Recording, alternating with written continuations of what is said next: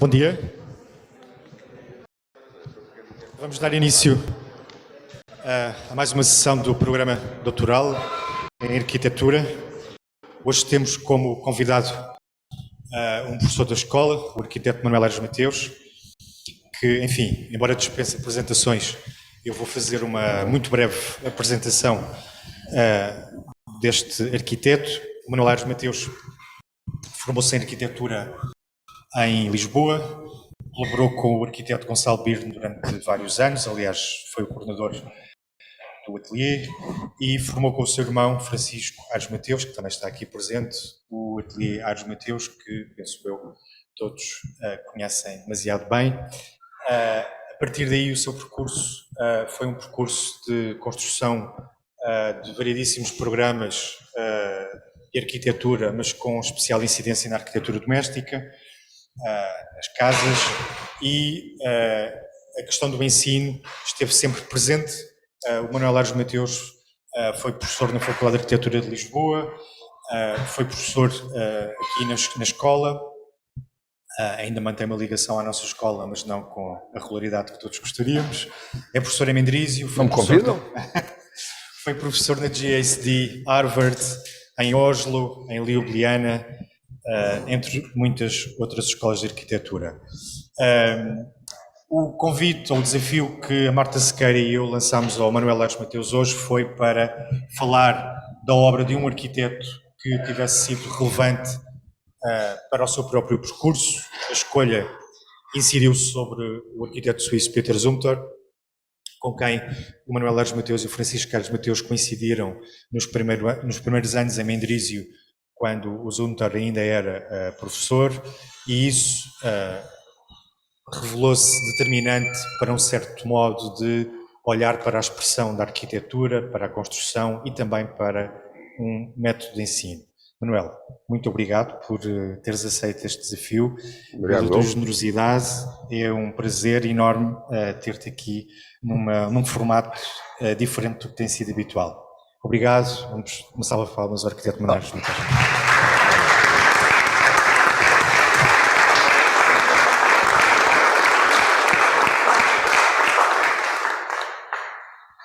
Eu primeiro começo por agradecer este convite. Obviamente é um prazer estar aqui. Convido um pouco para vir cá, portanto eu não tenho muitas oportunidades, mas é um gosto estar aqui na escola. Como vocês sabem, tenho um especial carinho por esta escola e por, obviamente, aquilo que representa, digamos, nessas primeiras filas, o nosso grupo. E, portanto, é mesmo um enorme gosto estar aqui. Eu hoje venho fazer uma coisa que é a primeira vez que faço na vida, que é falar do trabalho de um outro arquiteto e falar no contexto de uma escola que eu acho que, de alguma maneira, está para nós também ligado. É evidente que eu vou falar de uma experiência que partilhei com o Francisco, não é? Como toda a gente sabe, sempre dei aulas com o Francisco em Mendrisio, e foi aí que nós conhecemos o Zumthor. Não o conhecemos obviamente pessoalmente, mas talvez não seja esse o conhecimento do qual tirámos maior proveito. O maior proveito que tirámos foi vê-lo a ensinar. Portanto, ele era um homem no ensino muito carismático, muito dedicado à faculdade, muito dedicado à escola, e acho que a investigação que é feita na escola por parte do Zumthor está profundamente ligada ao seu trabalho. Em alguns reconhecemos mesmo uma parte da investigação que se fazia correntemente nas aulas, reconhecemos-la nos projetos. Portanto, ele usava a extensão do trabalho na universidade para usá-la no ateliê. Portanto, isso era para nós mais ou menos evidente. Nós tínhamos uma prática corrente, o meu irmão Francisco e eu, que era acabar das aulas, não é? Quando já não havia nem Peter Zumthor, nem alunos, irmos à Socapa ver as várias apresentações e a evolução dos trabalhos dele. E aquilo eram, de facto, trabalhos, para nós, à época, completamente cilindrantes e impactantes. Portanto, eram coisas, verdadeiramente para nós, revelações. De alguma maneira, nós fizemos, a missão com que ficámos foi seguir o trabalho do Zuntor, ou seguir a corrente do Zuntor um pouco na escola, se isso quer dizer alguma coisa, mas de alguma maneira há uma tradição com que nós ficámos de um trabalho muito perto da modelística, muito perto de uma grande abertura de possibilidades que seguimos no Zuntor, e também é graças ao Zuntor que nós ficámos na escola. Foi o Zuntor que, quando nós acabámos o primeiro semestre na escola, que disse: estes ficam, e portanto, como ninguém discutia o que o Zuntor dizia, nós ficámos. Eu estruturei isto de uma forma muito direta, portanto vou mostrar-vos 6 projetos do Zuntor para vos falar de alguns princípios que eu acho que são fundamentais na obra dele e que tiveram um impacto grande de uma forma geral na arquitetura do nosso tempo, e depois direi só umas palavras sobre o que é que eu acho que nós podemos ter aprendido com o trabalho do Peter Zuntor. Portanto, eu diria que há uma primeira ideia que o Zuntor sempre falou, que é da mistura de um saber disciplinar com o saber da memória. O Zuntor fala muito desta ideia da memória ou daquela individualidade que significa a memória para misturá-la com um trabalho disciplinar. Aliás, ele tinha começou por dar aulas no primeiro ano, portanto ele tinha esta grande relação com o primeiro ano, e nesse primeiro ano ele falava sempre desta ideia de que era possível juntar aquilo que são as nossas experiências como pessoas àquilo que é a nossa aprendizagem disciplinar. Aliás, uma coisa que nós sentimos todos com os estudantes, que é os estudantes do primeiro ano, de alguma maneira, têm uma maior liberdade do que os estudantes dos últimos anos, não é? Porque na verdade, utilizam mais o seu saber como pessoas, como indivíduos, do que o seu saber disciplinar. E o Zuntor sempre nos falou muito desta ideia de juntar um saber da memória, um saber intuitivo, com um saber que nós vamos ganhando como um saber disciplinar. Este primeiro projeto que eu vos estou a mostrar é um projeto que é fundamental na obra do Zuntor, é um projeto desta capela de São Benedicto, que é uma forma, na verdade, muito reconhecida na zona, com uma materialidade muito conhecida na zona. Portanto, no fundo, ele desenha ou redesenha coisas que nós, de alguma maneira, reconhecemos. Este revestimento é facilmente reconhecível na zona, é como se constroem as pequenas construções agrícolas, e, de alguma maneira, esta forma é uma forma que, não sendo repetida de uma outra forma, é, de alguma maneira, reconhecível. E o Zuntor fala-nos também nesta ideia, desta junção, nesta estratégia que é utilizar 2 níveis de memória.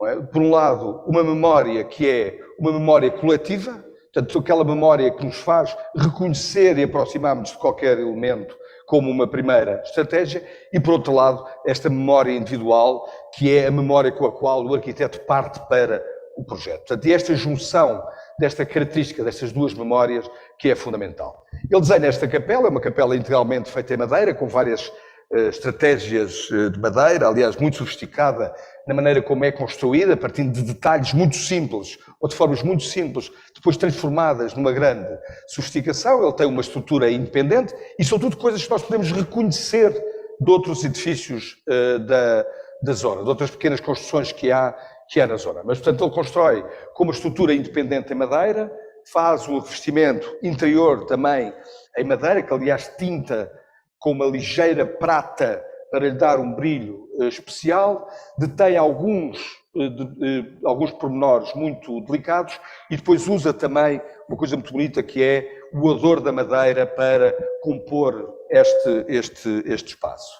Portanto, ele usa mas esta podia ser uma imagem de muitas paredes desta zona, que é esta madeira exposta ao sol, também esta ideia de que as coisas expostas ao tempo têm um valor, que é uma condição muito importante também do seu trabalho, não é? Esta ideia de que nós não construímos para um momento, nós construímos para começar uma história, que é uma coisa bonita poeticamente, e depois tem este interior. Portanto, se vocês olharem para aqui, reconhecem a ideia do banco como um banco, uma ideia muito básica de banco, a estrutura reconhece a estrutura, a luz é reconhecível de alguma maneira, e tudo isto é feito calibrando muito bem todos estes elementos para que todas estas ideias de coisas facilmente reconhecidas se transformem numa peça muito única. Isto é a primeira. O Zumthor tem um percurso muito longo como arquiteto cantonal, portanto, onde está a acompanhar obras, a completar pequenas obras, tem um trabalho muito fora, digamos, desta ideia da produção,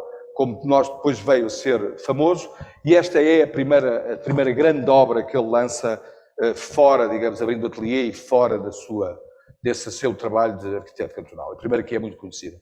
Mas vocês reparem no cuidado dos detalhes, não é? Ele separa a estrutura, este é tintado com uma ligeira tinta, este canteeiro, depois ele veio a produzi-lo, torna-se famoso por ter sido utilizado noutros sítios, não é daquilo que ele é famoso, é das termas, mas é um candeeiro que ele já usa aqui, e depois toda a estratégia de construção são coisas para nós facilmente adquiríveis, mas todas juntas compõem esta condição muito única. E depois, obviamente, transforma estes detalhes que são muito banais e sofistica-os muito.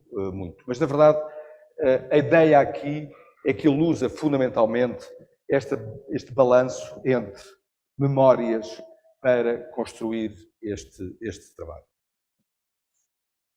Nesta outra casa que ele também faz, esta casa que ele vai estender, eu falaria do significado cultural e do contexto. Não é?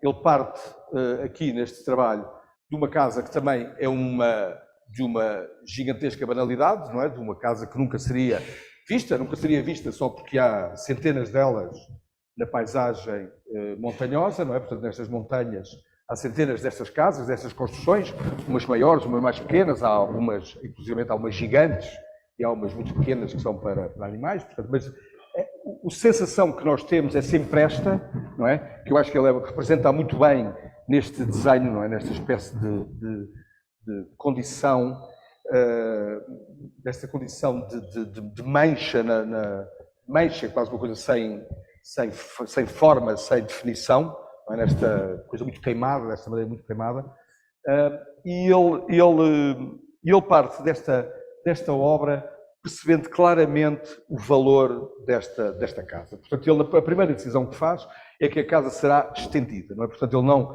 vai substituir, ele vai estender esta casa. E, portanto, no fundo, o que ele faz é que junta uma casa a uma outra casa. E depois a subtileza está na maneira como esta junção é feita. Não é? Esta junção, vocês percebem aqui, esta junção entre estes enormes toros que estão empilhados e são montados de uma maneira para depois dar uma ligeireza completamente diferente neste elemento atrás. E depois, de alguma maneira, quer, digamos, funcionalmente a casa é unida, como também aquele teto nos volta a propor uma união. Mas é muito bonito ver esta casa, não é? Esta ideia de que nós temos uma casa e depois há esta extensão em que nós percebemos há aqui uma continuidade muito clara da casa, ao mesmo tempo que ele marca muito bem o seu eixo de separação quando faz a fissura. Eu acho que isto tem muito a ver com esta ideia de atribuir um significado cultural à realidade. Portanto, no fundo é agarrar uma realidade, considerar que uma realidade pode ter várias leituras e ele é esta, ou estas, ou aquelas que toca, gosta de atribuir um significado cultural e, portanto, transformá-las logo na maneira como se olha para essa realidade. Depois, constrói esta extensão. A extensão, ele utiliza estratégias que há uma dimensão métrica que é igual, há uma passagem das madeiras que são diferentes, mas há uma maneira de fazer sempre pontos entre uma coisa e outra. E depois usa a cobertura para unir toda a construção em madeira. Depois das termas, que é um dos projetos mais icónicos do Zumthor, eu acho que era interessante falar de algumas coisas que nós nos apercebemos e que é uma sensação muito forte que temos quando lá chegamos. Estamos a falar de matérias que não têm tempo, não é? Nós, de alguma maneira, não somos capazes de atribuir um tempo e, de alguma maneira, também percebemos que toda a construção que aqui está, ou todos os elementos que aqui estão, são, de alguma maneira, completamente elementares. Não é? Nós estamos a falar, a primeira estratégia de inserção urbana é a continuação da topografia para estendê-la numa cobertura, de uma forma, aliás, muito bem feita, porque ele acaba por continuar e ter estes indícios, no fundo, de estar a trabalhar com a natureza e segui-la para aqui. Portanto, nós temos esta primeira ideia que ele constrói, ou continua a natureza, construindo com blocos de grande escala, de uma forma, digamos, quase elementar, e esta ideia da elementaridade é uma ideia fundamental na obra do Zunto. O Zunto usa sempre, há sempre uma estratégia de uma enorme elementaridade, e todas as elementaridades são muito fáceis depois de descobertas, são muito difíceis antes, mas depois de descobertas são muito fáceis, e ele usa sempre esta enorme elementaridade. E, portanto, toda a composição que ele faz tem a ver com esta ideia de elementos que praticamente se tocam, quer nós estejamos a falar da escala do todo ou da escala da inserção urbana, quer estejamos a falar dos espaços que ele encerra para definir depois os vazios, quer nós estejamos a falar do elemento, do tijolo com o qual ele constrói, ou do tijolo, desculpem, da pedra, do fasqueado de pedra, que aliás foram os portugueses que fizeram. Eu tenho um texto, aliás, que agradece aos operários portugueses o trabalho da pedra, e é esta pedra que também é disposta dessa forma elementar, que é uma sobreposição por estratos horizontais à compressão de uma forma muito direta, ou aparentemente muito direta. Portanto, nós estamos a passar desta escala, no fundo são com umas coberturas que saem, transbordam e que depois se vão encontrando para desenhar a luz, estamos a falar desses elementos, para depois passarmos para os outros elementos que de alguma maneira nos definem, ou aliás, desculpem, ainda estou nestes elementos, portanto há aqui também uma coisa que eu acho que é sempre interessante olhar, que é estas plantas com que ele aparece, que foram, para alguns de nós, muito importantes, estas plantas pintadas em negro para hierarquizar o domínio dos espaços. Como é que ele faz isto?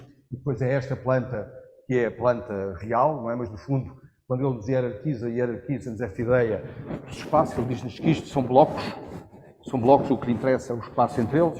Depois, numa outra escala, obviamente, diz-nos que isto são espaços, mas é uma outra escala. E esta ideia é uma ideia que cria sempre esta ideia de elementaridade de componentes. Portanto, nós percebemos que são, aqui no fundo, blocos paralelepipédicos, blocos paralelepipédicos que se tensionam e que desenham isto, e depois percebemos numa segundo elemento que há este espaço. E isto, no fundo, não é diferente da maneira como ele constrói, é uma grelha de construção de elementos sobrepostos à compressão que podem tocar, podem se vir a sobrepor para construir este elemento. E é muito bonito porque este elemento é sempre um elemento certeiro e que chega a um determinado ponto e torna-se uma laje em betão que cobre completamente estes espaços. E depois, claro, temos este desenho, que é o desenho fundamental, tem como estes elementos desenham a luz, como os paralelepípedos desenham os vários, na sua presença desenham os vários espaços e que, no fundo, criam estas atmosferas que todos nós reconhecemos. Não é? E que também é, digamos, entre atmosferas e imagem do edifício, coisas bastante, que se cosem bastante. Não é? Portanto, há uma continuidade muito grande entre uma coisa e outra. Falava agora de Bregenz. Em Bregenz, eu falaria de outra ideia do Zumthor, que é a construção está sempre no centro. Há sempre uma ideia de que nós temos uma estratégia de construção, mas nós temos uma maneira de construir. E a maneira de construir é o princípio fundativo do projeto. Neste projeto, a maneira de construir dele é a luz, embora a gente possa dizer é o vidro, porque é o vidro que traduz a luz, mas é a luz que ele desenha umas caixas que entram, nas quais entra a luz de uma forma muito particular. Ele, no fundo, tem, e este desenho diz tudo sobre o projeto, este é um desenho impressionante, porque, no fundo, o que ele diz é: eu conduzo a luz para uma caixa e essa caixa ilumina-me homogeneamente o edifício. E mesmo que, obviamente, estando nós na Suíça, saibamos que esta luz é fundamentalmente artificial, a ideia de que esta luz é a luz que define o edifício, ou que define esta espacialidade, é de uma força gigantesca. Portanto, a falar de um museu e, portanto, na verdade é a luz que interessa no museu. E, portanto, ele faz a partir da luz o detalhe que define o museu. E depois vai atrás de toda a construção para chegar a esse resultado. Portanto, no fundo, é este o esquiço que eu acho que ele explica ao projeto. O projeto é exatamente isto. É a entrada da luz, é um truque entre uma enorme abstração e a possibilidade de entrar a luz que depois se difunde através daqueles tetos e depois homogeneamente é espalhada nas salas. Portanto, este sistema, não é, que é esta ideia de ter uma caixa de luz à volta, esta caixa de luz passa de vertical a horizontal e depois entra dentro do espaço. Obviamente, isto feito criando espaços que também são muito especiais para a ideia das exposições. No fundo, que são estes espaços que são sempre muito abstratos e muito abertos à possibilidade de utilização, como ele os traduz. E depois, claro, a tradução disto neste volume completamente abstrato, no fundo, acaba neste detalhe, que é o detalhe que traduz a luz, não é? Esta coisa elementar da construção, mas que é capaz de ser montada até o ponto em que isto se transforma em luz e nesta distribuição horizontal da luz. Depois falaria no Columba, desculpa, neste museu, por um outro sentido que também o Zumthor afirma frequentemente. O Zumthor diz-nos que não quer compor, ou seja, não lhe interessa a ideia da composição, interessa-lhe a ideia de ir à procura dos elementos através dos sentidos. Portanto, quase uma coisa de sensações a partir das quais é possível construir. Ele faz isso com muita cutilância, ele anda sempre muito à procura, obsessivamente, dessa possibilidade de tradução dos elementos, é muito obsessivo quanto à qualidade da materialidade e da possibilidade de eles traduzirem esses elementos. Aqui, a grande obsessão era a temperatura do tijolo, que ele, aliás, leva anos e anos e anos a encontrar para completar esta ideia, mas ele não quer compor, ele quer atuar área por área, momento por momento, uma espécie de provocar reações nas pessoas. E, portanto, ele, no fundo, acaba por encontrar a sua paleta de matérias, em que há um sentido não compositivo, não é? Nós não estamos concentrados na ideia de uma composição clássica da arquitetura, estamos concentrados na materialidade ou nas sensações que estas várias materialidades conjuntamente podem nos oferecer. E depois isso passa-se também para o espaço. Ele obsessivamente vai procurar espaços que, de uma maneira ou de outra, são sempre espaços muito abertos, como eu dizia, eu acho que ele tem esse condão, são espaços muito abertos à possibilidade. É evidente que ele, maniacamente, aqui, por exemplo, não há indicações das obras de arte para não haver interferência no espaço, portanto, tudo isto são coisas muito maníacas que levam, obsessivas, que levam a este rigor, mas ele, quando desenha, depois já vai à procura dos elementos que podem, na verdade, provocar essas espacialidades. E a Columba é muito rico nisso, não é? Ele tem espaços, apesar dessa secura, ele tem espaços com este grau de barroquismo lá dentro, não é? Espaços que se contrapõem para também fazer dialogar e fazer realçar os espaços que são os espaços comuns de exposição, que eu diria que são talvez os espaços mais importantes, mas estes espaços que são sempre excepcionais acabam por dar um significado diferente àqueles espaços mais correntes. Ou este espaço da zona da ruína, em que ele desenha desta maneira a luz, que é uma forma muito intensa de criar aqui uma espacialidade.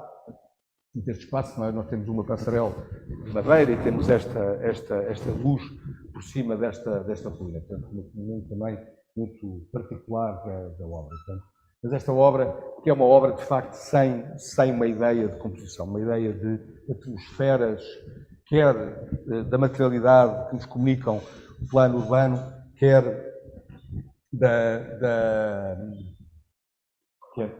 digamos, do espaço depois interior. E terminava com uma última não ideia do Zumthor, porque estas ideias não se transmitem, mas terminava com este projeto desta capela Bruderklaus, não é? Que é uma peça com que ele faz, que é de facto marcante para a arquitetura. Eu direi que é marcante pela descontrolada ambição do projeto, não é? Eu detesto estas pequenas histórias pessoais, mas esta vou contar. Estávamos num jantar, Francisco e eu, em que o Zumthor, a um determinado momento, diz: o projeto que eu estou a fazer agora é com fogo. Eu, aliás, em cada projeto só me concentro num detalhe. Este é o fogo. Vocês sabem que a maior parte dos arquitetos, quando chegam a uma certa idade, deslê, não é? Há ali um momento em que fazem a passagem, não é? E eu pensei, pronto, tresleu. Eu pensei, pronto, lá, tanto faz, tresleu, andou, é indiferente. E depois percebi o que é que ele queria dizer. Na verdade, este projeto, de uma incrível ambição, e eu realço isto, o que é extraordinário neste projeto é nós não sermos capazes sequer de perceber como é que se tem esta ambição. É essa a dificuldade. Se nós tivéssemos esta ambição, nós conseguíamos fazer este projeto.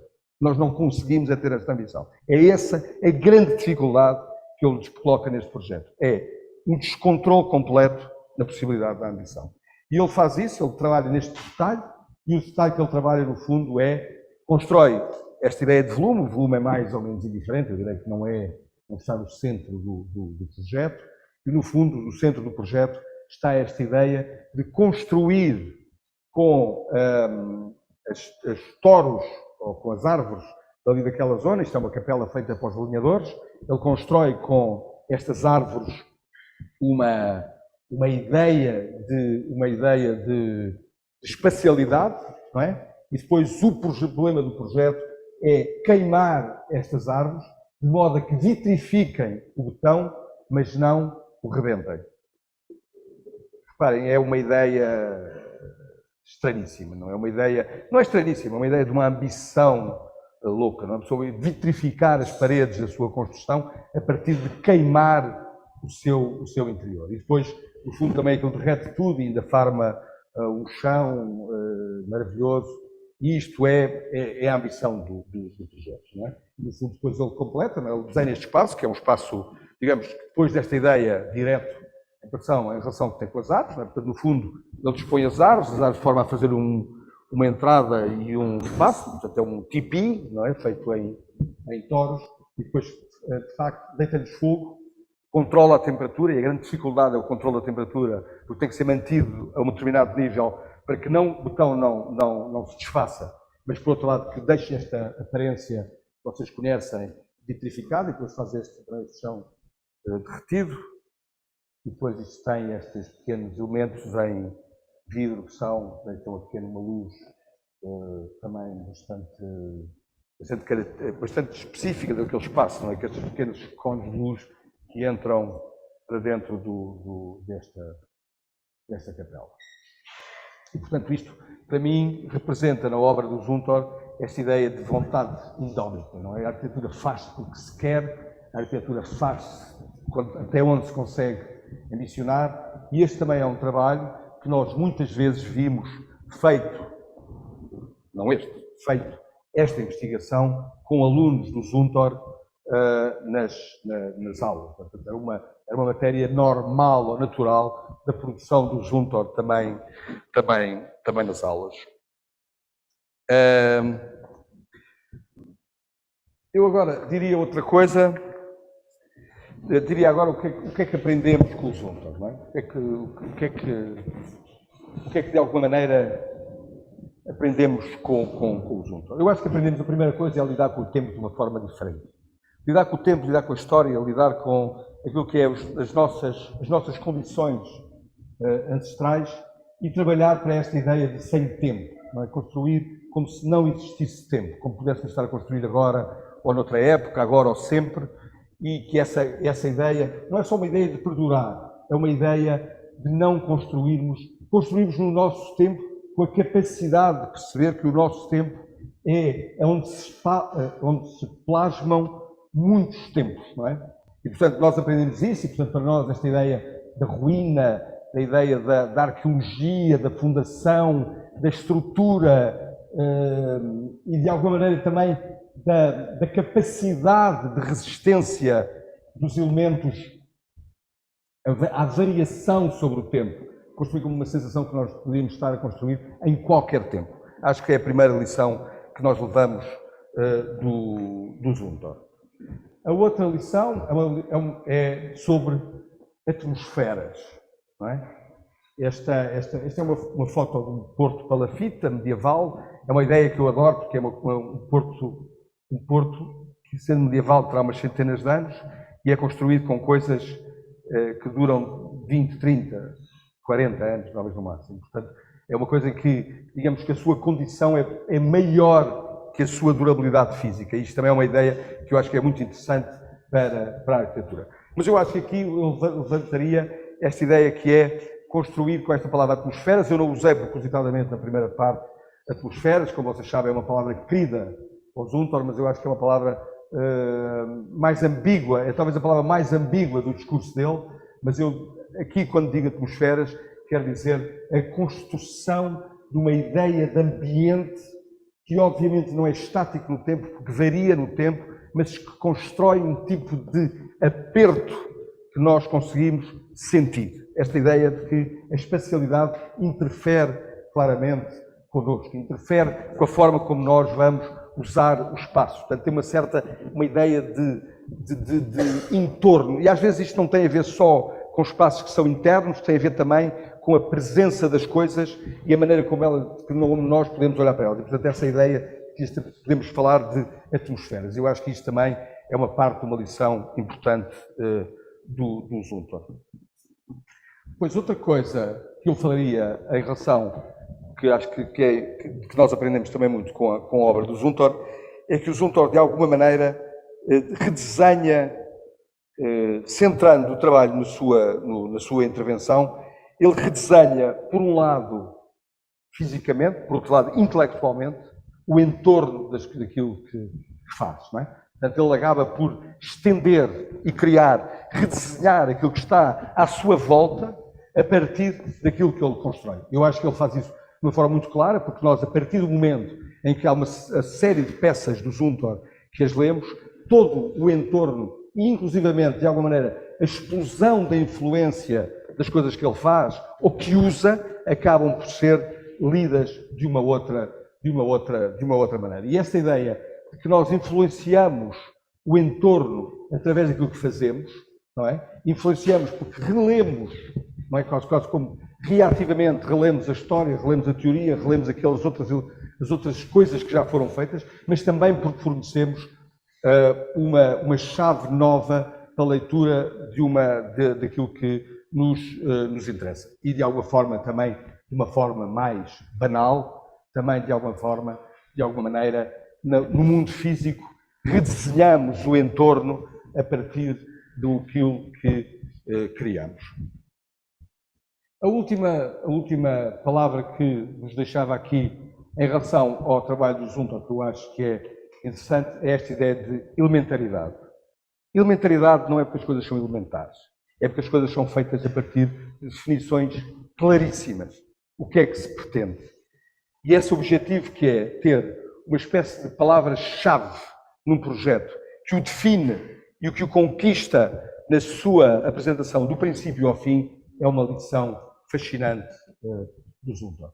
Eu aqui utilizo como exemplo esta ideia de olhar para uma árvore e dizer de que maneira uma árvore é uma casa, não é? E nós desenhamos uma casa, e estamos a comentar esta ideia de elementaridade, que é só um teto. A ideia é que nós estamos a suspender um teto. Um teto apoiado em alguns elementos, nos quais se escondem todos os vidros, há uns jardins pelo meio, portanto, no fundo é um teto perfurado com jardins. Todos os vidros desaparecem para dentro destes elementos em betão e a casa é só um teto e é só desenhada através de jardins e mobiliário.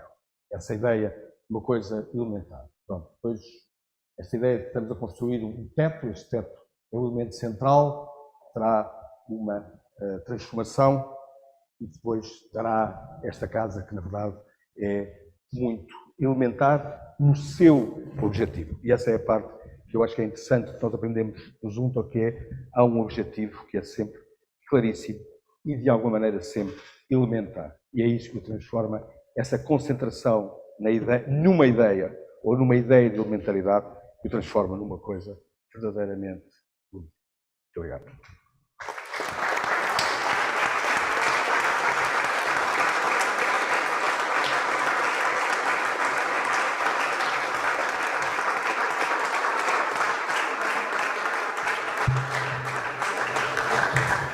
Obrigado, Manuel Aires Mateus, pela leitura inspiradora da obra do arquiteto Peter Zumthor. E agora propunha abrir a conversa, a discussão, perguntas, reflexões, ideias que possamos continuar a discutir por mais uns minutos.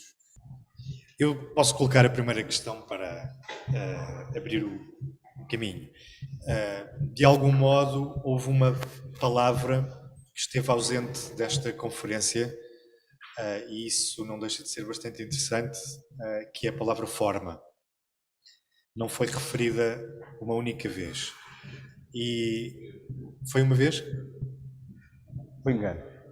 Escapou-me. E isso não deixa de ser muito interessante do meu ponto de vista, porque o modo como eu vejo a obra do Peter Zumthor tem a ver com uma enorme capacidade de livremente se mover de estratégia em estratégia que conduzem a uma forma. Ou seja, a forma não é uma condição a priorística que podemos perseguir, a forma é a consequência de um processo de investigação, que tu, aliás, revelaste algumas das suas componentes, mas que não deixa de ser uma coisa inesperada no final. E eu já disse isto várias vezes, o Manuel já me ouviu dizer isto várias vezes, mas há uma coisa muito interessante nesta atitude, que é os projetos terem muito pouca semelhança entre si, ou seja, existem famílias de projetos na obra do Zumthor, mas muitas vezes eles estão a falar de coisas antagónicas. Não, eu diria que isso que tu disseste está respondido, não é? Está a perguntar e está respondido. De facto, não há ideia de forma, há uma ideia de investigação, mas para mim, o que sempre me surpreendeu na obra do Zumthor, que é uma coisa que eu acho que nós, na verdade, devemos perceber o que é que ele faz. Não é porque é muito interessante na obra do Zumthor, é porque é muito interessante. Que é uma coisa muito mais lática do que ser muito interessante na obra do Zumthor. Ele concentra o tiro naquilo que quer fazer. Não é? E depois tudo contribui para esse tiro. E depois é um resultado. Não é? A questão é um resultado. Portanto, cada trabalho do Zumthor é um resultado. Ele, aliás, tem essa ideia de que os projetos começam por ser ideias, depois elege-se os elementos-alvo, depois trabalha-se a partir desses elementos-alvo, e a forma, ou tudo o resto que a gente queira dizer, são resultados dessa investigação. Eu gosto particularmente dessa ideia de trabalho. Eu acho que a ideia compositiva, a ideia mesmo a ideia formal dos projetos, ou a ideia de ter um partido para os projetos, é profundamente restritivo no trabalho do arquiteto e, portanto, empobrecedor. Portanto, eu acho que a grande lição do Zumthor também é essa, que é esta enorme liberdade de formas de partir. Depois, como em todos os arquitetos, ao bom juntam-se condições verdadeiramente únicas, não é? Portanto, isso só é possível imaginar-se a partir de uma construção de uma persona num lugar isolado, hiper rico, hiper mimado, hiper tudo, não é? Mas isso não quer dizer que a partir dessas condições ele não o tenha criado, levado a este ponto, e que nós, em outras condições, não possamos ambicionar fazer o que é possível. Atenção, nós fazemos sempre o que é possível. Mas que, dentro do nosso possível, não possamos ambicionar esta ideia de concentração de um trabalho numa determinada condição e com ela levá-lo a uma condição extrema. Não são estas condições extremas, seguramente, mas são outras condições extremas que eu acho que são interessantes. Eu acho que é esta verdadeiramente a ambição, para mim, da arquitetura. Não é? A arquitetura como uma forma de expressão ou de sublimação humana. Portanto, esta é a parte da arquitetura que me interessa. O Zumthor traduz-la de uma forma que só ele consegue traduzir, só, enfim, com as suas condições consegue traduzir, mas eu acho que há outras condições que nos podem levar a ter o mesmo grau de ambição, se isso é possível dizer assim, que são, obviamente, outras ambições. Há uma ligação que eu consigo estabelecer entre o trabalho do Zumthor e o vosso trabalho, que é a crença de que um trabalho tem a mesma capacidade, mesmo que fique a meio do percurso em maquetes e desenhos. Eu creio que tu não referiste isso, mas eu estou a utilizar o nosso património que não pertence ao domínio público para colocar aqui algumas questões. O facto de uma investigação em arquitetura não ter que necessariamente chegar ao estado de ser construída para ser absolutamente relevante e capaz de ser disseminada numa série de outros projetos. E eu creio que no Zunter isso aconteceu muito, pelo menos a avaliar pelos livros que têm saído, onde eu diria que provavelmente 1/3 dos projetos é que estão construídos e há um corpo de trabalho que, por algum motivo, nunca chega... O edifício do terror, não é? A topografia do terror, e esse até foi demolido, entre muitos outros, o hotel no Chile, que é belíssimo, entre outros. Mas no trabalho do Ateliê Aires Mateus isso também acontece, ou seja, as condições do próprio projeto são extremadas logo na sua representação, desenho e maquete, quase como que levando ao limite o projeto antes mesmo dele ser construído. Como é que tu vês estes artefactos dos quais já falaste?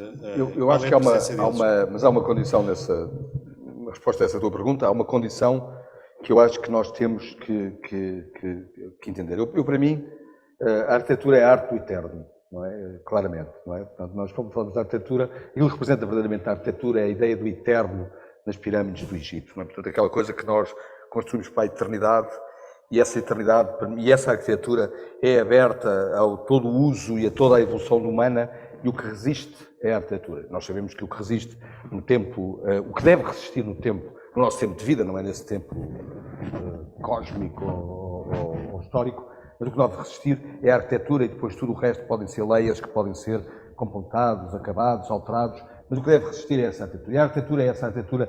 A arquitetura é a arte da permanência, é aquilo que deve ficar, é aquilo que deve restar, é aquilo que deve abrir-se a todas as possibilidades. Isso, para mim, é muito claro. Só que nós hoje construímos de uma forma muito efêmera, não é? Nós hoje, quando imaginamos um edifício, podemos imaginar que o edifício dura umas dezenas de anos. Não durará mais do que umas dezenas de anos, não é? Ou umas centenas de anos, nem umas centenas de anos, umas dezenas de anos é o que nós estamos a construir. Portanto, a única coisa que nós temos, que podemos legar como resistência no tempo, é, na verdade, o lado claro e compreensível da mensagem, ou da ideia do projeto. Portanto, há um lado intelectual que nós podemos deixar nos projetos e não outras coisas, porque as outras coisas trairão a arquitetura no seu lado físico. Ou seja, as nossas obras não serão, como as do Corbusier, mantidas artificialmente de pé. Todos temos consciência. As nossas, todos nós, não é?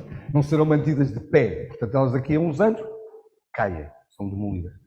E isso, mas a possibilidade de permanência dela, nessa ideia de que a arquitetura é a arte da permanência, é uma permanência intelectual. Eu acho que essa é verdadeiramente fundamental e para a qual nós devemos trabalhar. E nesse sentido, eu acho que só restará aquilo que puder ser comunicado, já não como trabalho de arquitetura, mas como manifesto. Como manifesto no sentido de ser claramente afrontado. E essas serão as obras que resistirão. Portanto, eu acho que esse é o trabalho que é interessante, é o trabalho que a mim cada vez me interessa mais, quer dizer, o que é que nós podemos fazer que de alguma maneira esteja claramente estampado para além da sua fisicalidade. Depois a obra, há umas que vão, há umas que se fazem, há outras que não. No caso do Zunter, ele tem um rácio muito bom das coisas que constrói, em todo o caso. Todos nós temos uns rácios bastante piores, não é? Daquilo que vai ficando por terra. E muitas vezes são até os projetos que para nós são mais claros e mais interessantes que ficam em terra. Mas, no entanto, não deixam de ser aqueles que, na verdade, nós nos revemos melhor, que servem mais para nós avançarmos. Isto é exatamente o contrário daquilo que me preocupa, é esta ideia das famílias dos projetos. Os arquitetos tendem a ir aumentando aquilo que chamam as famílias dos projetos para famílias cada vez mais numerosas, mas que é uma espécie de coisa tipo chega, não é? São todos da mesma família e deixam de ter qualquer interesse, não é? Portanto, há um lado aqui em que nós, de facto, temos que estar sempre a reinventar-nos, esse é o trabalho mais difícil que nós temos, que é esta ideia de tentar em cada momento ir a uma espécie de raiz para tentar propor projetos, não é? Portanto, tentar propor formas diferentes de olhar para cada um dos problemas, isolando o problema. Porque a condição também da arquitetura, e isso é a definição da arquitetura que é mais interessante que qualquer outra. Não, isso é exagerar, não é? Não estou a exagerar, não. Para mim estou a exagerar só porque não é comumente aceita esta ideia, mas para mim a arquitetura, que é a arte mais interessante, tem esta ideia de que nós trabalhamos sempre o problema como único e irrepetível. E, portanto, essa ideia, essa condição, que na verdade dá o interesse, ou dá um interesse maior à arquitetura que qualquer outra arte, para mim tem esta condição em que nós devemos, na verdade, ir tão mais atrás quanto possível e tentar ser tão mais únicos em cada resposta quanto possível. Sabendo isto, eu falo sempre daquilo que a gente gostava de fazer, não do que fazemos. É importante também dizer, não é? Portanto, a nossa capacidade de erro e de incapacidade de cumprir isto que sabemos que seria o grande desígnio também é grande, não é? Portanto, nós todos somos humanos, temos uma vidinha e grandes incapacidades e, portanto, não conseguimos fazer isto, mas isto para mim seria, na verdade, o grande desígnio do nosso trabalho e, portanto, a nossa ambição. O que há de extraordinário no Zumthor é que ele, em parte, cumpre esta missão no seu contexto. Enfim, volto a lembrar que é sempre um contexto obviamente, muito particular. Não é? Claro, muito fabricado, é tudo uma invenção dele próprio, mas isso, atenção, que uma pessoa fazer da sua vida um próprio projeto, eu conheço imensa gente que faz e que não tem grande interesse, não é? Portanto, aqui no caso, produz-se assim como persona e tem uma tradução interessante, não é? As grandes personas são sempre uma invenção. Diria mesmo o Vasco Santos, toda a nossa vida é uma invenção, é uma reinterpretação que nós fazemos dela, não é? E é óbvio, não é? Portanto, felizmente, não seria muito... Teríamos memórias demasiado complicadas e tínhamos que nos atirar de pontes altíssimas. Bom, eu poderia continuar a conversar com o Manuel Aires Mateus, mas posso abrir... Eu ia fazer só então uma pergunta que tem a ver com, há 2 ou 3 anos escrevi um texto sobre o vosso trabalho, teu e do Francisco, que tem a ver com uma análise que fazia na altura de um conjunto de projetos que eram apresentados na arquitetura viva, mas que mais ou menos conseguia extrapolar para os outros que vocês fizeram em geral, em que na verdade defendia que mais ou menos até à altura em que fizeram aquele projeto, por exemplo, das Cabanas do Rio ou o projeto da EDP, tendencialmente os vossos projetos, a questão da matéria e sobretudo a tectónica, estavam relativamente ausentes, digamos, ou seja, havia sobretudo um pensamento que tinha a ver com o espaço e a matéria não era assim tão relevante. E depois, a partir desse momento, começamos a ver uma série de projetos, esses 2 desde logo, e que estão assim mais ou menos em extremos opostos, tanto do ponto de vista da escala, como do ponto de vista dos meios e até dos materiais com que são construídos.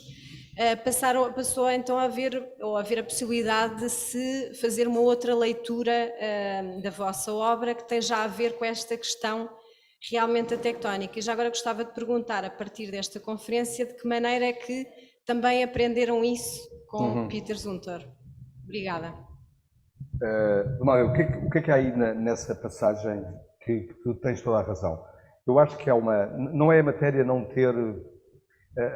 A matéria era entendida como uma ideia muito abstrata, não é? Nós focámos de tal maneira no problema de que a arquitetura tinha que ser uma espécie de mensagem da espacialidade, que na verdade aquilo que nos servia era uma grande abstração da composição matérica. Portanto, as matérias eram sempre levadas uma ideia de haver uma grande abstração na matéria. E na verdade aí o Zumthor tem uma influência grande, porque nós percebemos que há uma outra componente da realidade da matéria ou da materialidade da matéria, se isso pode dizer assim, não é?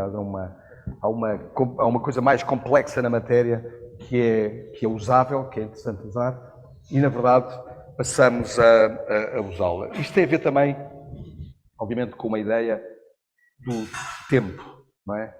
Nós pensarmos nestas 2 maneiras de resistir ao tempo. Pela total abstração, sempre possível de reconfigurar, por ser uma espécie de abstração matemática, ou através de uma materialidade que, na verdade, incorpora o tempo e que se valorize com ele, não é?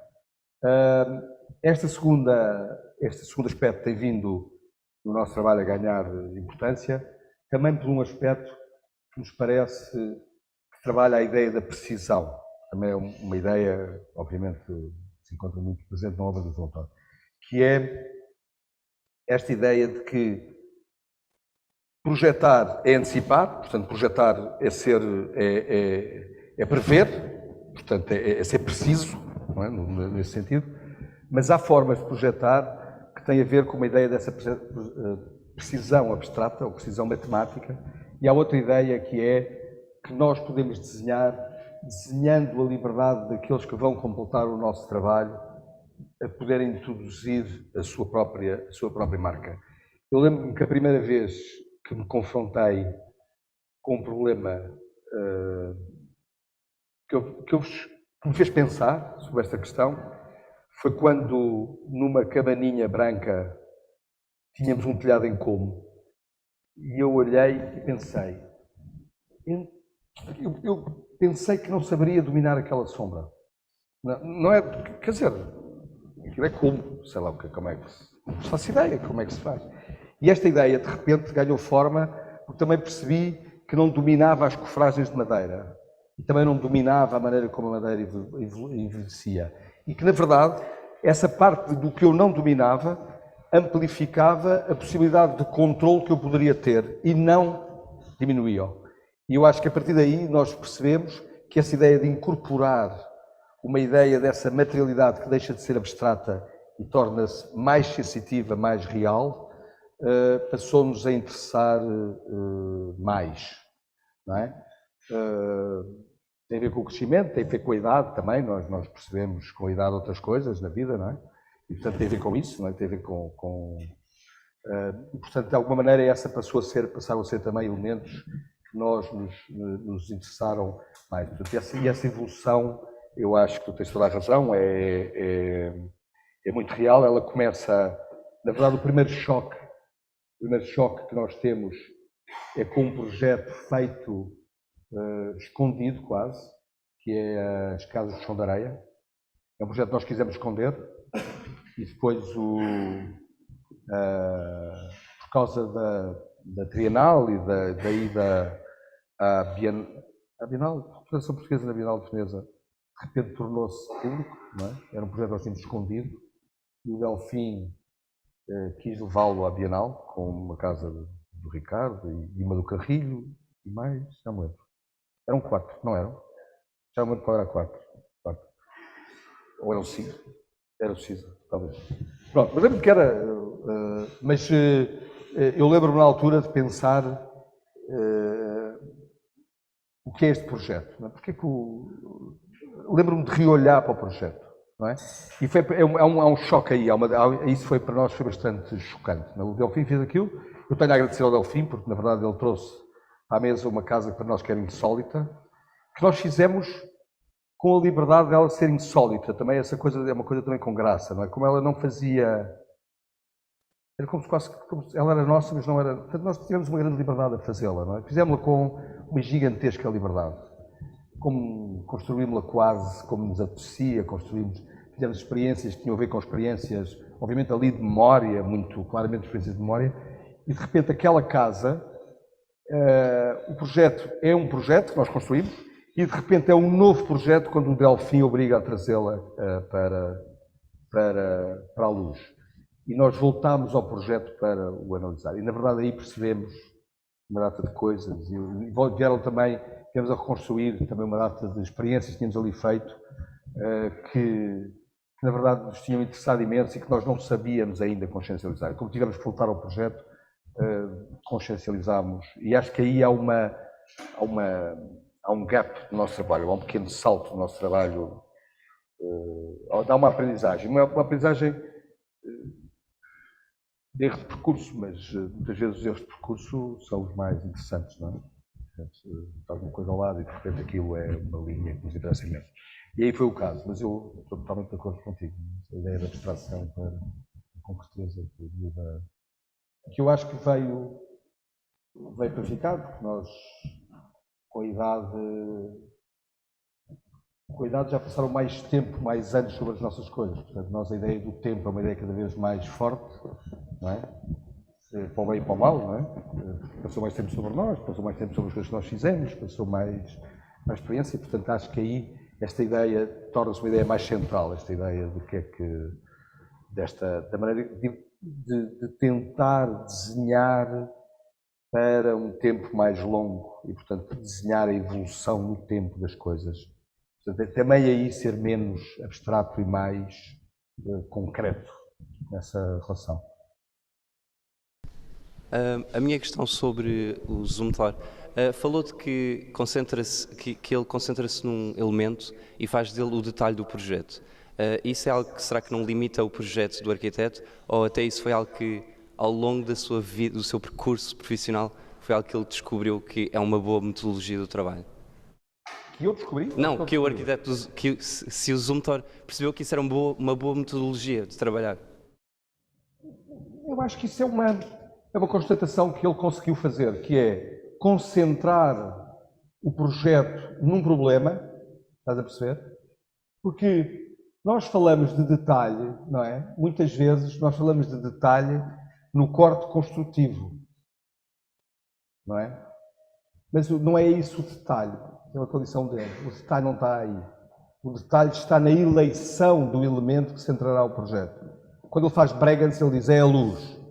Quando ele faz a Capela de São Benedito, diz é o fogo. Quando diz é o empilhar das pedras. É o empilhar, não é? E estas coisas fazem um projeto, não é? Pois é preciso saber conduzir um processo desses. Mas aí está o detalhe. O detalhe de Bregenz, ele traduz-lo na maneira como encosta aos vidros, e mete só um ferrinho para agarrar aquilo tudo. Mas não é esse o detalhe é a luz.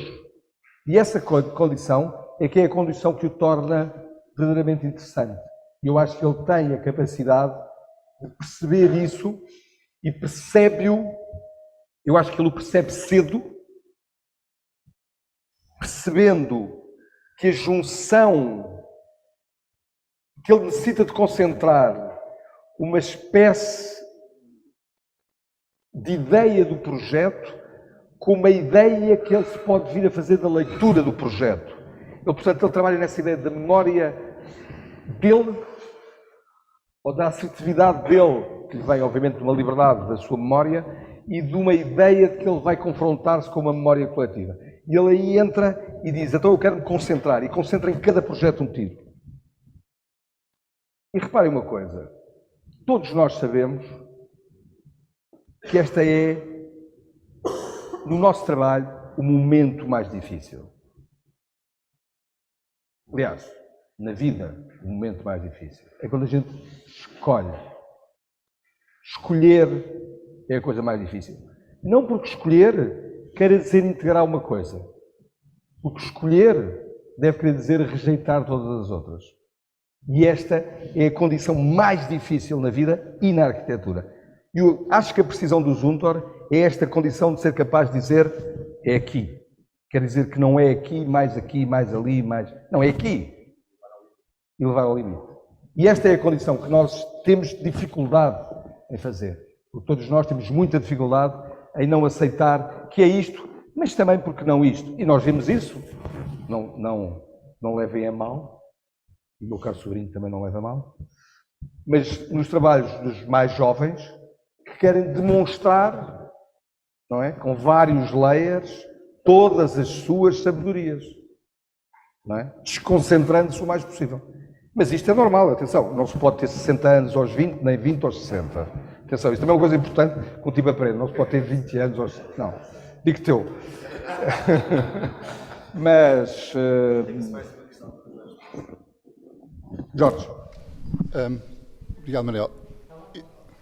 Eu queria retomar uma questão das que tu abordaste na palestra, porque me pareceu que tem uma dimensão um bocadinho provocadora até, sobretudo no contexto de uma escola e num contexto onde existe um processo de ensino em marcha, que é quando citas uma das preocupações do Zumthor, quando diz que tem esta recusa insistente da composição.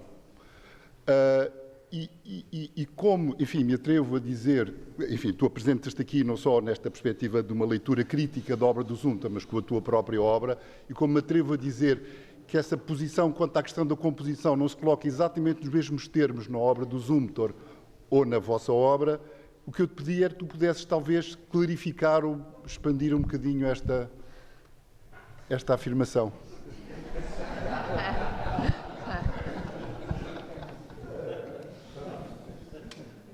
Queres ajuda? O que é que eu... Essa é uma boa pergunta. O que é que foi? Se eu queria ajuda. Talvez. Veremos a meio, mas talvez. Dá-me a ver. O que é que eu acho que há na ideia... No processo arquitetónico, todas as coisas se combinam, não é? Portanto, nós temos dificuldade em dizer que não recusamos, olhando de uma maneira mais lata para o processo arquitetónico, nós de alguma maneira combinamos tudo, não é? Seguimos com todas as formas de aproximação para chegar a um trabalho. É evidente quando eu digo que na obra do Zumthor a ideia é excluída a ideia da composição. Digo isto porque naquilo que está no centro do projeto é uma ideia da construção de atmosferas, quer atmosferas entendidas como espacialidades, quer atmosferas entendidas como relações com contextos, não é? Portanto, e é aí que eu acho que é certo. Eu estou de acordo contigo que a nossa obra tem mais composição que a obra do Zumthor. Rendo-me, é verdade. Tem mais composição que a obra do Zumthor. Nós temos mais medo de não ter composição que o Zumthor tem. Também porque nós temos menos meios do que o Zumthor tem. Não é? Portanto, esta exclusão da composição significa também uma quantidade de meios possíveis de implicar. Nós não temos esses meios, portanto, o meio da composição, não é? Ou um recurso mais claro à composição, essa diferença desse coisa, que eu estou de acordo contigo, a pergunta é muito bem encaixada, pronto, baixa, mas bem encaixada.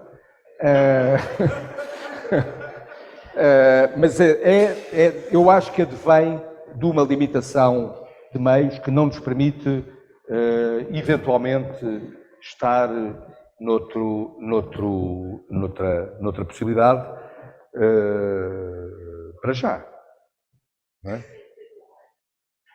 Não, o que eu quero dizer com meios, quero dizer uma coisa... Posso contextualizar um bocadinho? Podes. Eu gostei imenso, peço desculpa. Eu gostei imenso como tu começaste a apresentação quando, com o projeto da Igreja, e quando dizes que ele socorre normalmente de sistemas construtivos bastante banais, não é? Que existem correntemente na Suíça e não aqui, e portanto que os aceita e a partir dali constrói ou tenta materializar aquilo que tu dizes que é a ideia fundamental para a construção de um espaço. Por isso é que eu pergunto, que meios são esses meios? São esses meios que têm a ver com uma construção e com uma indústria ao serviço dele, não sei o quê, como outros também, evidentemente, económicos, mas era isso que eu gostava que... Não, eu posso precisar, isso é clara a pergunta, mas eu acho que há muitos meios aqui implicados na obra do Zumthor que são muito únicos. Levar 10 anos a escolher um tijolo não está nas nossas possibilidades. Numa fábrica da Dinamarca, claro. Mas quer dizer que cada tijolo custa ao mesmo preço que um tijolo, que um metro quadrado do nosso tijolo, mas não estou a falar só de dinheiro. Estou a falar de 10 anos, uma obra parada. Se vocês forem ao museu, há um alemão, notem, um alemão que está lá para abrir a porta. E quando tu perguntas, mas porquê é que você está aqui para abrir a porta? Ele responde, porque o arquiteto não aceita trocar o puxador e ele é frágil. Portanto, isto não são meios, são hipermeios, não é? Esta ideia do poder, atenção, isto é uma coisa que nós aprendemos trabalhando fora, não é? Nós só podemos fazer coisas relacionadas com a nossa capacidade de poder. E o poder do Zumthor não é igual ao nosso. Nem perto. Não é? E aquele poder são os meios. Não é porque a pedra é mais cara que a pedra que a gente constrói, que também é, não é porque é mais sofisticadamente que também é, não é esses os meios, é o poder que aquela construção alavanca, não é? Quando ele faz a investigação do terror, do edifício da topografia do terror, ele gasta o budget todo que existia no projeto para fazer as fundações e uma mock-up, não é? E ele para por isso, não é? E isso são meios que não nos seriam nunca libertados, não é? E essa parte desses meios permitem-te, não é, chegar a pontos que nós, atingir às vezes essa limpeza, porque se eu puder ter um projeto que acabo, deposito sobre uma prateleira uns meses, volto a ele outros meses, e faço este processo durante anos, eu atinjo, naturalmente, um resultado que eu não sou capaz de atingir. Não é? Mas esses meios que eles têm, que estão ali à disposição dele, não estão nas nossas mãos. E eu acho que nós não devemos inferiorizar com isso, nós jogamos com os meios que temos, não é? Mas ele tem meios e não é... Ele reconhece os meios, ele constrói de uma forma básica, mas com muitos meios para chegar a essa forma básica, não é?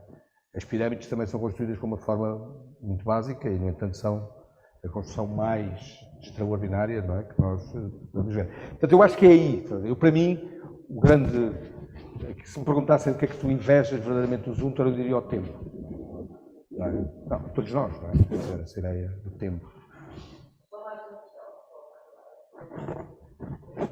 Esta ausência de meios que nós temos na arquitetura portuguesa, isto é uma coisa que nós temos discutido muito ultimamente, pelo menos eu e o Ricardo, que é se a arquitetura portuguesa não estará escrava do desenho. Do desenho? Do desenho como bengala, como tu dizes. Eu não quero chamar de forma, porque acho que não é uma questão de forma, é mesmo uma questão do desenho como meio para atingir. Sim. Eu acho que a nossa escassez de meios também provoca uma qualidade. Atenção. Há uma qualidade dada por esta escassez de meios. Aliás, há uma qualidade dada pela escassez de meios no ensino português, que o nosso ensino também tem.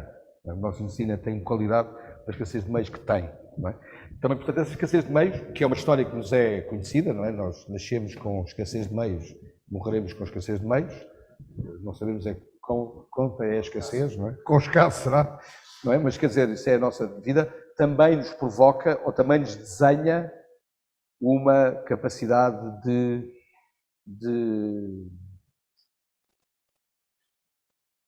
produzir, de encontrar essa síntese, exato. A outra pergunta é uma pergunta mais difícil de responder, se nós estamos escravos do desenho, eu hoje digo sim.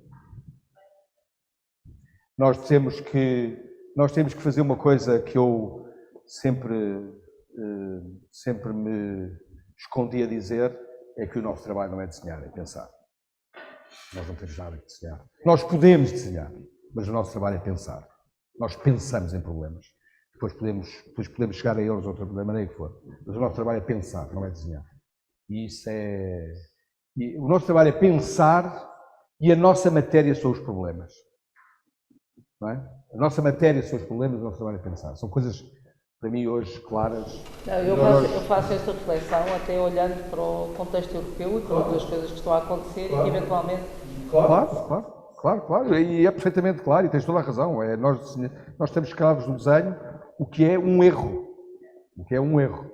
Nós temos que pensar e não... Eu queria só fazer uma pergunta que eu acho que tem a ver com esta questão, que é, pronto, no Zumthor a arquitetura é muito uma coisa mental, é como tu estás a dizer, pensar, não é? E eu queria falar um pouco nos instrumentos de trabalho, nos processos de trabalho. Por exemplo, todos nós vivemos aprendemos muito também com o CISA, não é? E o facto do processo de trabalho que ele utiliza, que é o desenho, e o esquiço, para nós na altura, o esquiço era fundamental e todos nós tínhamos que procurar a arquitetura a partir do esquiço. E sabemos que o esquiço, ou estes processos de trabalho, esses instrumentos de trabalho, de facto, ser uma procura tridimensional do desenho, através do desenho, e muitas vezes do projeto a partir do exterior, estava-se a desenhar a forma, leva a determinadas resoluções arquitetónicas. O que eu queria perguntar é se, no caso do Zumthor, como conheces bem também o trabalho do Zumthor, quais são os processos de trabalho que ele utiliza principalmente para fazer com que esta coisa seja uma coisa mental? O que é que ele utiliza? É desenho, é o esquiço, é a maquete, é o quê? É olhar para o próprio material? Como é que isto se processa? Isto são tudo, isto são questões, todas elas, não é? Não, mas eu acho que é uma questão muito interessante, porque, vamos lá ver, eu dou o ar de quem andei na escola com o Zumthor e não andei, atenção. Quer dizer, andei no sentido em que éramos coleguinhas, mas quer dizer, enfim, com a distância, que é bom que a gente perceba. Portanto, eu não conheço, eu fui na vida 2 vezes ao escritório do Zumthor, mas daquilo que eu sei, não é? Tive muitos alunos que trabalharam com ele e tiveram boas e más experiências com ele. O que é que eu imagino que é o processo de trabalho do Zumthor?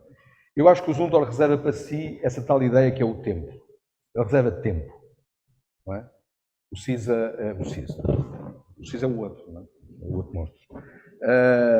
Mas o Zumthor o que faz é que reserva tempo. Não é? Ele tem um tempo, aliás, ele tem uma coisa muito divertida, que ele tem o ateliê e tem uma espécie de mini ateliê em casa, não é? Que é uma espécie de labirinto em que a casa e o ateliê se articulam, e ele faz isso para ter tempo, não é? Ele está aí naquele canto na sua cozinha, onde tem reserva de tempo, não é? Ele tem tempo, ele lê, ele escreve, ele está ali naquele caldeirão, eu penso que fundamentalmente a pensar.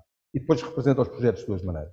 Uma maneira mais pessoal, que eu acho que é a do desenho. Ele tem um desenho muito característico, muito forte, mas muito característico, mas que é, na verdade, muito direto. Não tem nada a ver com o desenho que nós estamos habituados, não é? É um desenho muito matérico também, não é? Que aponta logo para a sua outra forma de investigação, que é umas maquetes hiperrealistas, não é? Portanto, as maquetes são hiperrealistas, são extraordinárias, todos nós já as vimos nas várias exposições, elas são extraordinárias, são sempre bidimensionais, exatamente. Não, nunca. São muito raras as perspectivas, ele tem algumas pequenas perspectivas de canto, mas não são os desenhos fundamentais. Os desenhos fundamentais são bidimensionais. E depois, isto também se percebe porque ele depois tem a outra componente, que é aquelas maquetes, que todos nós sabemos, que ele, quando eu fui ao ateliê dele, ele estava a construir, sei lá, um daqueles centros que também são sempre aqueles programas de 2 bruxas queimadas numa manhã de solstício e faz um monumento que custa o que custar e a bourgeois também complementa. Enfim, todos aqueles meios hipersónicos, mas ele estava a fazer mais uma destas coisas e era um projeto que tinha umas gigantescas pedras lá num sítio qualquer, não, esse não era na Noruega, era um recôndito, mas sim, mas não era na Noruega, era num fiordo qualquer, um sítio qualquer do norte da Noruega. E ele fazia, não era esse das bruxas, era o outro, mas era um programa parecido com esse. E ele estava a fazer uma maquete, ele tinha mandado vir as pedras do sítio, não é? À escala, cortava-as à escala, e estava a montá-las à escala. As pedras do sítio vieram, não sei onde, o gajo estava a montar as maquetes.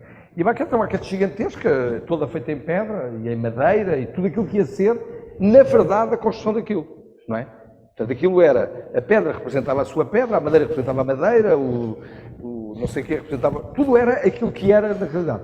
E essa aproximação tão real ao projeto e a possibilidade de o fazer, dá-lhe uma grande condição. Portanto, eu acho que ele começa por ser profundamente mental, mas na verdade ele antecipa a experiência do projeto nesta representação tão obsessiva destas maquetes. As nossas maquetes todas são abstratas, não é? As que nós conhecemos, as nossas são abstratas, não é? As dele não são abstratas, não é? Não são nada abstratas, são verdadeiramente realistas, não é? E nós não só não sabemos, como não podemos, como tudo isso em relação a essas maquetes. E portanto eu acho que aí há uma diferença no processo que é clara em relação às nossas possibilidades. E ele fala muito bem, não é? Porque aquilo depois, tu vês a experiência do vidro, vês a experiência e depois faz aquelas maquetes. Quer dizer, as maquetes são muitas também, as maquetes de detalhe também têm a ver com coisas muito... E não é Não é, por exemplo, o trabalho do Herzog, que tem as maquetes muito claramente feitas em relação ao problema da fachada. Não é o protótipo, não é a ideia da maquete protótipo. É a maquete que monta o projeto, que é uma coisa diferente. Não é o protótipo. Ele não faz protótipos, ele faz maquetes que representam o projeto.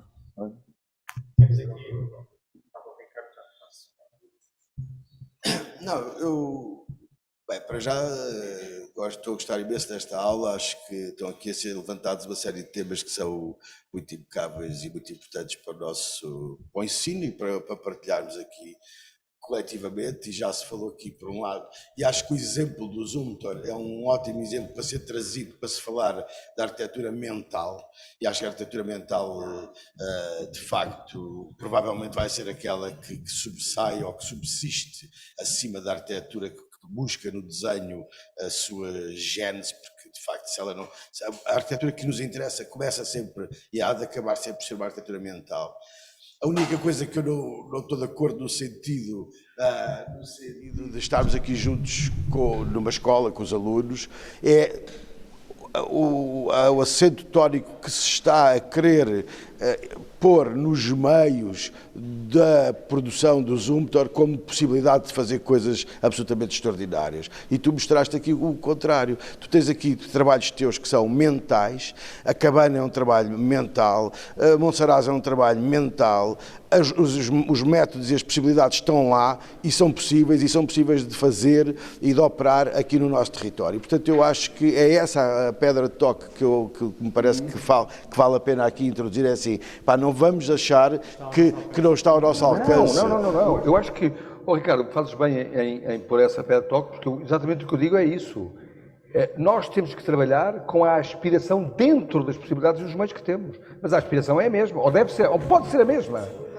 E as possibilidades transformam-se nas mesmas, se a gente tiver a mesma coisa. Depois, há matérias que não nos são sublevadas, mas isso também pode não ser uma desvantagem, pode ser uma vantagem. Nós conhecemos arquitetos que trabalham com muito poucos meios, que são absolutamente brilhantes e tão ou mais extraordinários que o Zumthor, não é? E que trabalham com meios muito mais escassos e em condições muito mais precárias e muito mais... E outros, sim, o caso dos brasileiros, não é? Do Paulo, do Oscar, enfim, são tipos, obviamente, que estão até noutros patamares com meios mais reduzidos. Eu acho que este exemplo do Zumthor interessa olhar para que, independentemente de ele ter muitos meios, a ambição é extrema. E muitas vezes, é um twist. Porque um tipo que diga eu vou trabalhar com fogo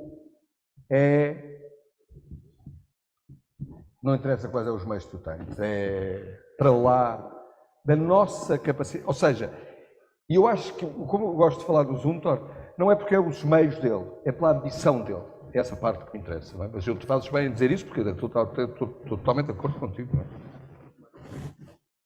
Eu, de facto, sequer não precisava de fazer pergunta nenhuma, mas deixa-me cá ver se eu consigo ir onde quero chegar. Eu fiquei um pouco desconfortado com a Inês e com o Manel quando falaram, e estão aqui muitos alunos, é por conta disso que eu vou fazer a pergunta, quando falaram que o desenho já não interessa. Para se dizer que o desenho já não interessa, sequer é preciso dizer-se o que é o desenho para vocês. Porque essa aqui é a questão. É que nós usamos a palavra desenho também com muitos layers de significado diferente. Se é verdade que o Leonardo dizia que a arquitetura é coisa mental, e é um pensar, também é um fazer. E obviamente que entre o pensar e o fazer é o desenho que faz a ligação de uma coisa com a outra. Esta é a minha opinião. Agora, a questão é quando o desenho se autonomiza e perde a ligação com o pensar, ou quando o formato se sobrepõe ao ato de pensar vertido em desenho, ou quando não há estratégia nem no pensar nem no desenho. Agora, é bom, de algum modo, precisar o que é que desenho para vocês significa, antes de fazer uma afirmação bombástica, porque, na verdade, de algum modo, o desenho é a nossa arma de combate fundamental na profissão e junto de todas as pessoas. Mas também as afirmações bombásticas também são coisas importantes da nossa profissão. Mas eu diria uma coisa, como tu calculas, eu não vou atacar o desenho, posto que é a única coisa que eu faço. Eu não faço mais nada, portanto eu só desenho, portanto não posso atacar o desenho, seria ridículo, não é?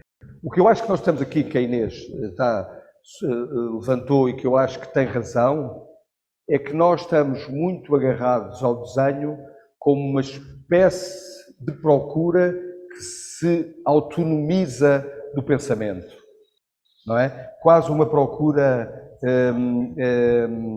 terapêutica, retórica, que se autonomiza do pensamento. Não tem nada a ver com nós não defendemos o desenho.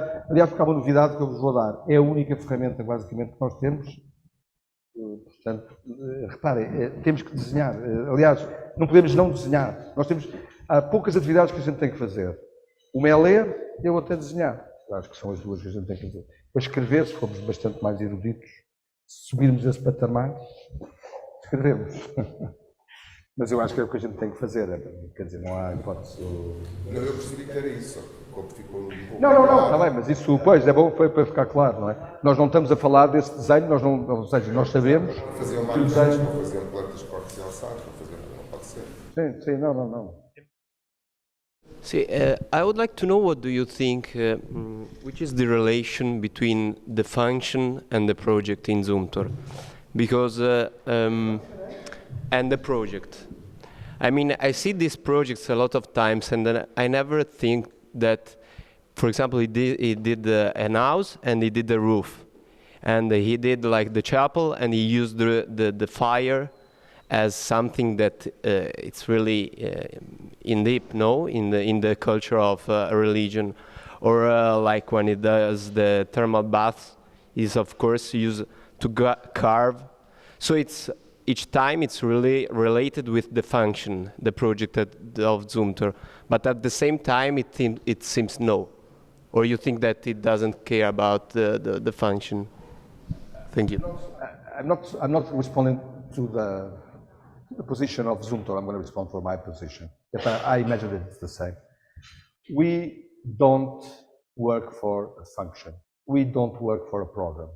We use programs or we use functions as an excuse to do what we want it to do, architecture. And this has to be very clear. In some moments in history, we tend to consider that, we used to consider that the only architecture was the monumental one, the one that had no function. I don't believe on that. I believe that we use functions. So I'm doing this house. Okay. I'm very interested in an idea that it's a house. Probably not. I'm interested in building these spaces. And then they can transform this in a house into a control center or kindergarten, or it doesn't matter for me. I use the program of a house as an excuse to do this, and this is what I wanted to do. And this is the way we have to face programs. Programs, limits, problems are what we use to do projects, but we are not responding to that. Of course, have to work as a house, of course, but it's very easy. You understand? So it's not there, the center of our investigation. Our investigation is we, using the excuse of doing a house, we provide spaces that brings emotions or brings joy, or it doesn't matter, interfere with you, which chance do you prefer? But, so we use the functions. We need the functions. We need the necessities. We need the problems. We need the site. But not because we are going to work for them. We're going to use them to our work.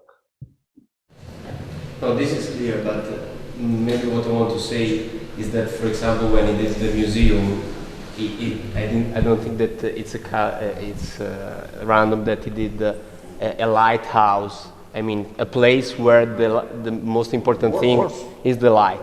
I want to say this. When you use the programs, you are always influenced by the programs. So, you cannot say that your mother asks you a house and you provide, I don't know, a zoo. You do a house, okay? But this is too generic. What it's interesting is what you work with this. Of course, the answer for a museum have to be a museum. But what is important is not that it's a museum. I can imagine that that museum could be changed in many things. It could be my office. I would love to have it as my office, you know. And why not? The excuse was the museum, so works as a museum, of course, and we have to respond to what the world asks us. I mean, your mother cannot ask you for a house with 3 bedrooms, and you say, oh, I'm more interested in just one. It doesn't make sense. This is not for us. What we do, like with what we have, we transform in what we want to do. Okay? But of course, we integrate everything that has to be responded. But this is not the most important thing. This is the easiest part. Bom, what you call open architecture. Manuel Aires Mateus, muito obrigado.